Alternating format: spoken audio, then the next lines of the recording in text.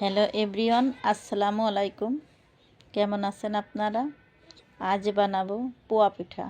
প্রথমে আমি কিছু পরিমাণ আতপ চাউলের গুঁড়া নিয়ে ওর ভিতরে লবণ চিনি দিয়ে ভালো করে মিশিয়ে নেব।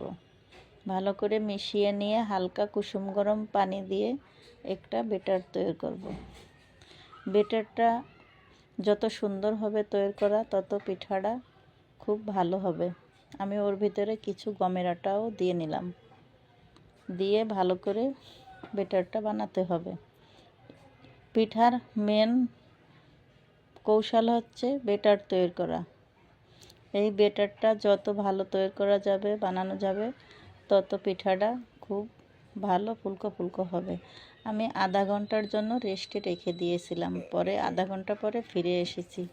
ফিরে এসে আমি একটি পাত্র চুলায় দিয়ে সয়াবিন তেল দিয়ে তারপরে বেটারগুলো দিয়ে আমি ফুলকো ফুলকো পিঠা বানাবো। ফুলকো ফুলকো পিঠা হলে খেতে খুব মজা হয়। এই পিঠাগুলো যত ফুলকো হবে ভিতরে, তত ফাঁপা ফাঁপা হয়ে যাবে। ওর ভিতরে রস রস হবে, খেতে খুব মজাদার হবে। এই জন্য ফুলকো ফুলকো করে বানাতে হবে পিঠাগুলো। আমরা যখন ছোট ছিলাম, আমাদের মা এই পিঠা অনেক আমাদের বানিয়ে দিত। তখন আমরা তো অনেক মজা করে খেতাম। কিন্তু এখন তো মানুষ বেশি মিষ্টি খায় না, এই কারণে বেশি বানানো হয় না। তাই মাঝে সাঝে বানাই খাই সবাই মিলে খেতে খুব মজা হয়। এই জন্য এই পিঠা বানিয়ে আমরা সব ফ্যামিলির সবাই খাবো।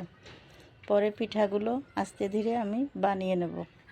আপনারা একবার ট্রাই করবেন, এই পিঠাগুলো বানিয়ে খাওয়ার চেষ্টা করবেন। বানিয়ে খেলে দেখবেন এই পিঠা খেতে কি মজা, খুব মজা হয়। এটা তো বিয়েবাড়িতেও আত্মীয় স্বজনকে খেতে দেয়। এই তেলের পিঠা সবাই পছন্দ করে, তাই আমিও আপনাদের কাছে শেয়ার করলাম।